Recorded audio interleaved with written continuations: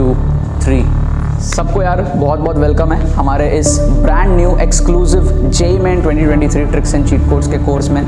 So how this course will change your life. अगर आपको successful बनना है तो पहला स्टेप हमारे पास में होता है अपने बंद दिमाग को खोलना। आप सब सक्सेस इसलिए डिजर्व करते हो क्योंकि आप सबका जो ब्रेन है, जो माइंड है, वो खुला हुआ है। वो भरोसा, वो ट्रस्ट आप सबका जो यार स्क्वाड के प्रति है, उसके लिए यार एक बार थैंक यू। तो इस कोर्स के बाद एग्जाम में भी और लाइफ में भी यू डिजर्व सक्सेस, क्योंकि एक तो चीज नहीं है जो आपको कोई और नहीं सिखाता, दूसरी बात मेरे दिमाग से निकलती है सारी ट्रिक्स जो किसी किताब में नहीं है, तो तीसरी चीज सिखाना कैसे है ये मुझे पता है। तो देखो यहाँ पर मैंने आपके सामने कुछ क्वेश्चंस ले लिया है जेईई मेन के फिजिक्स के पिछले साल के जुलाई 2022 के पेपर्स में से, ठीक है ना। शिफ्ट 2 के मैंने यहाँ पर आपके सामने 4 क्वेश्चन उठा लिए हैं और मैं आपको यहाँ पर दिखाने वाला हूँ कि यार आप गेस वर्क कैसे कर सकते हो जेईई मेन के अंदर में, है ना। कई बार आपको क्या होता है, जो भी क्वेश्चंस आपसे सॉल्व नहीं होते एग्जाम में, वहाँ पे आपको गेस वर्क करना रहता है। तो गेस वर्क आपको शानदार तरीके से किस तरीके से करना है ये आपको हमारे चैनल पर मैं आपको सिखाता हूँ। आपको कभी भी ब्लाइंड गेस नहीं करना है, अंधा तुक्का जिसको बोलते हैं वो आपको नहीं मारना है। ट्रिक्स एंड चीट कोड्स आपको सीखना पड़ेगा, ठीक है ना। आप लोग इस वीडियो को देखो, ध्यान से समझो, फिर आगे और डिस्क्रिप्शन में आपको प्लेलिस्ट की लिंक दी हुई होगी, वहां पर जाकर के आप बाकी के एपिसोड्स देखना ट्रिक्स एंड चीट कोड्स के, ठीक है। अभी हम लोग 2023 वाले बच्चों के लिए ट्रिक्स एंड चीट कोड्स यहां पर देख रहे हैं, राइट। सबसे पहला क्वेश्चन देखो हमको दिया हुआ है कि भाई 45 डिग्री एंगल है और 30 डिग्री एंगल है, हमको रिस्पेक्टिव रेंजेस का रेशियो पूछा है, ठीक है। अब देखो आपको ये बात तो पता है ना कि 45 डिग्री पे रेंज मैक्सिमम होता है, इतना आपको पता है, ठीक है। अगर नहीं भी पता है तो आप डायग्राम बनाओगे, आपको फील आ जाएगा कि 45 डिग्री में जब आप फेंकोगे तो रेंज मैक्सिमम होगा। कम एंगल पे फेंकोगे जल्दी गिर जाएगा, ज्यादा पे फेंकोगे तो ऊपर जाके जल्दी गिर जाएगा, ठीक है ना, ऊपर जाके जल्दी। तो 45 डिग्री में क्या होता है, इतना बैलेंस्ड इक्वेशन होता है कि वो हमारे पास में क्या होता है, एकदम मैक्सिमम रेंज में पहुंचता है, राइट। अब देखो अब यहां पर क्या है, आपको अगर रेशियो लेना है तो आपको पता है मैक्सिमम अपॉन समथिंग लेस का आप रेशियो लोगे, राइट। तो ये जो रेशियो है should be greater than 1, right, should be greater than 1। तो अगर आप ऑप्शंस देखोगे तो ऑप्शंस में आपको दिखेगा 1/1.4, है ना। √2 का मतलब क्या होता है 1.4, so this is less than 1, आप इसको काट सकते हो, ठीक है। आप यहां पर आप ऑप्शन देखोगे √3/2, तो दिस इज लाइक 1.7/2, तो दिस इज लेस देन 1, इसको आप काट सकते हो। तो 2 ऑप्शन आपने एलिमिनेट किया, बाकी दोनों में आप तुक्का लगाओ, ठीक है ना। आपको इस तरीके से इंटेलिजेंट गेसिंग करना चाहिए। मैं आपको दिखाता हूं, जैसे यहां पर मैं टेबल बना देता हूं, question 1, question 2, question 3, question 4। So question number 1 में आपको बी और सी में से तुक्का लगाना है। क्या करना है आपको, बी और सी में से आपको तुक्का लगाना है। आप लोग जाके कमेंट में बताओ कि आप क्या तुक्का लगाओगे, बी लगाओगे या सी लगाओगे, जो भी आपके मन में आता है। लास्ट में मैं आपको आंसर्स बता दूंगा, ठीक है। सो आपको इस तरीके से गेस वर्क करना है। क्वेश्चन को पढ़ो, थोड़ा सा देखो आप उसके बारे में कुछ जानते हो कि नहीं, और उसके बाद में उसके बेसिस पे आप कुछ ऑप्शंस को एलिमिनेट करो, फिर आप गेस वर्क करो। सेकंड क्वेश्चन देखो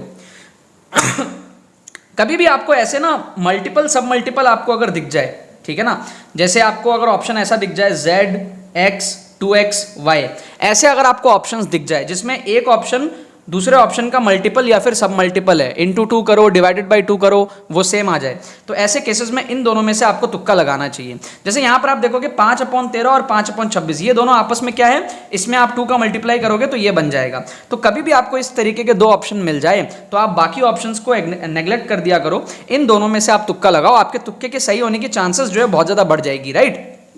तो यहां पर आप क्या करोगे, सी और डी में से तुक्का लगाओगे। इसका रीजन बड़ा सिंपल है कि जब टीचर ऑप्शन बनाता है, पहले तो टीचर क्वेश्चन बनाता है फिर ऑप्शन बनाता है, तो जब वो ऑप्शन बनाता है ना तो कई बार ऑप्शन बनाते टाइम वो क्या करता है, आलस करता है।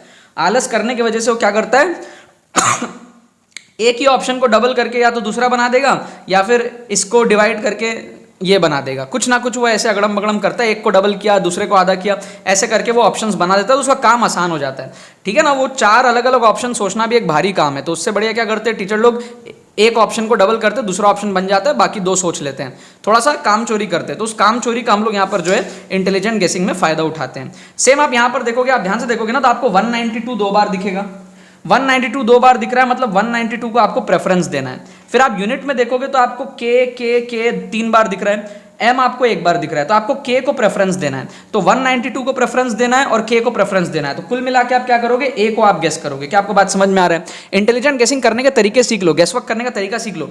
टीचर आपको जिन ऑप्शन में कंफ्यूज कर रहा है आपको उसी में से तुक्का लगाना है। टीचर आपको कहां कंफ्यूज कर रहा है? टीचर आपको 192 में कंफ्यूज कर रहा है, 2 बार दे दिया। टीचर आपको कहां कंफ्यूज कर रहा है? टीचर आपको के में कंफ्यूज कर रहा है, 3 बार दे दिया। तो टीचर आपको जहां कंफ्यूज कर रहा है आप वहीं पे गेस करने का जो है ट्राई करो। जिसमें आपको टीचर कंफ्यूज कर रहा है समझ जाओ कि वही करेक्ट आंसर के पास आप पहुंच रहे हो, क्योंकि टीचर का काम क्या आपको कंफ्यूज करना, तो वो नहीं चाहता कि आप इजीली आंसर्स को देख पाओ, तो इसीलिए इस तरीके से जो है आपके ऑप्शंस बनाए जाते हैं, ठीक है। लेकिन टीचरों को क्या पता कि मेरे जैसा कोई प्राणी बैठा हुआ है जो आपको ये सब सिखा सकता है, राइट। इसको देखो आपको चाहिए component of A along B, तो कैसा होता है देखो, ए मान लो ऐसा हो जाएगा, ठीक है, और आपका बी मान लो ऐसा हो जाएगा, तो ए का कंपोनेंट बी पे क्या हो जाएगा, ए कॉस थीटा, है ना, ये वाली लेंथ जो है वो हो जाएगी, राइट।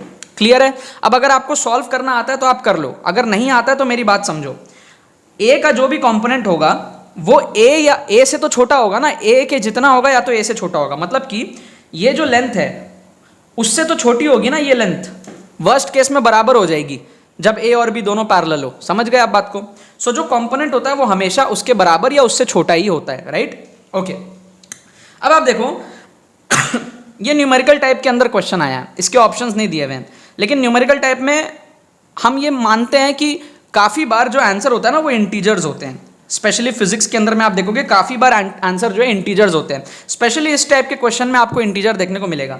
तो आप कुछ मत करो, ए का मैग्नीट्यूड निकाल लो। सो ए का मैग्नीट्यूड क्या है, root A square plus B square plus C square, मतलब 2 का स्क्वायर 4 प्लस 3 का स्क्वायर 9 प्लस -1 का स्क्वायर इज 1, तो कुल मिला के हो जाएगा 9 4 13 प्लस 1 14 हो जाएगा ये, है ना। अब रूट 14 मतलब क्या हो गया, root 14 is like 3 point something, right. So simple सा बात है, अगर ये जो वैल्यू है 3 पॉइंट समथिंग है तो ये वैल्यू क्या हो सकती है, या तो 1 हो जाएगा, या तो 2 हो जाएगा, या तो 3 हो जाएगा। इन तीन में से ही होगा जो होगा। 0 होने के चांसेस बहुत कम है अनटिल एंड अनलेस ये दोनों परपेंडिकुलर हो, है ना। तो वर्स्ट केस में एक 0 भी हो सकता है। 0 1 2 3 के चांसेस बहुत कम है, पता है क्यों? क्योंकि इसकी खुद की वैल्यू 3 पॉइंट समथिंग है, समझ रहे हो। तो 3 के चांसेस थोड़े से कम है और 0 के भी चांसेस बहुत कम है, ठीक है। 1 और 2 में से प्रोबेबिलिटी बहुत हाई बनती है यहाँ पे, ठीक है। तो आपको मोस्टली यहाँ पर क्या करना है, 1 और 2 में से तुक्का लगाना है। परपेंडिकुलर तो आप देख सकते हो डॉट प्रोडक्ट करके, राइट। 2 3 2 6, ये आपको 0 नहीं दे रहा, तो 0 तो आप एलिमिनेट कर दो। 3 के चांसेस कम है क्योंकि ये ऑलरेडी 3 पॉइंट समथिंग है, थोड़े से चांसेस कम है। 1 और 2 के बढ़िया चांसेस यहाँ पे बनते हैं, ठीक है। आप इस तरीके से अगर तुक्का लगाओगे तो आप देखोगे you are left out with only 1 और 2 options and this is the safest. इस तरीके से आप गेस करोगे तो सही होने पे आपको 4 नंबर मिलेंगे, गलत होने के जाएंगे -1, बट अब आपकी प्रोबेबिलिटी सही होने की काफी बढ़ चुकी है, ठीक है। कभी कभी ऐसा होता है कि इंटीजर्स आंसर में नहीं होते हैं, डेसिमल में होता है, बट उसके चांसेस भी काफी कम होते हैं फिजिक्स के न्यूमेरिकल्स में, स्पेशली इस टाइप के न्यूमेरिकल में। फीलिंग अगर आ रही है तो आप कर सकते हो, फीलिंग नहीं आ रही है तो नहीं कर पाओगे, ठीक है। जो भी बातें मैंने अब तक बताया उसके फीलिंग के बेसिस पर अगर आप ट्रिक्स एंड चिट कोड्स लगाओगे, आप गेसिंग करोगे, तो मैं आपको इसके करेक्ट आंसर्स बता देता हूँ। इसका दिया हुआ आंसर है सी, ठीक है। इसका दिया हुआ है सी, ठीक है। फिर इसका हमको दिया हुआ है ए, ठीक है, और इसका हमको दिया हुआ है 2, ठीक है। सो C A 2 ये हमारे पास में आंसर थे। अब आप बताओ, थर्ड वाला तो सबका सही हो जाएगा 4 नंबर, बाकी 3 में से कोई एक तो सही होगा ही ना आपका यार, ठीक है। तो आपके 8 नंबर तो आए सही के और 2 नंबर जाएंगे गलत के ऑन एन एवरेज। तो मैं बोल सकता हूं कि इन 4 क्वेश्चन में आपने मुफ्त के 6 नंबर उठाए अगर आप इस मेथड्स को फॉलो करते हो तो, ठीक है। तो एग्जाम में जो भी क्वेश्चन ऐसे होते हैं ना जो आपसे सॉल्व नहीं होते हैं, उनमें आप ये मेथड्स लगाया करो। इस तरीके से आपको एग्जाम में गेस वर्क करना है। जेईई मेन 2023 के अंदर में अगर आप जा रहे हो, इस तरीके से आप जो है गेस वर्क करके एग्जाम में आप जाओ, आपको बहुत ज़्यादा जो है मजा आएगा, अपना स्कोर बढ़ाने में आपको बहुत ज़्यादा जो है फायदा मिलेगा, ठीक है ना। बाकी तो बस यही बात है। तो यार आई होप आपको ट्रिक्स एंड चिट कोड्स की वीडियो पसंद आई होगी। अगर आपको ये वीडियो पसंद है इस वीडियो को लाइक करना मत भूलना और शेयर करना मत भूलना अपने बाकी सारे फ्रेंड्स के साथ में, ताकि वो भी इस प्लेटफॉर्म का मजा उठा सके। बाकी तो बस बहुत बहुत धन्यवाद मेरे साथ जुड़ने के लिए, बने रहिए यार।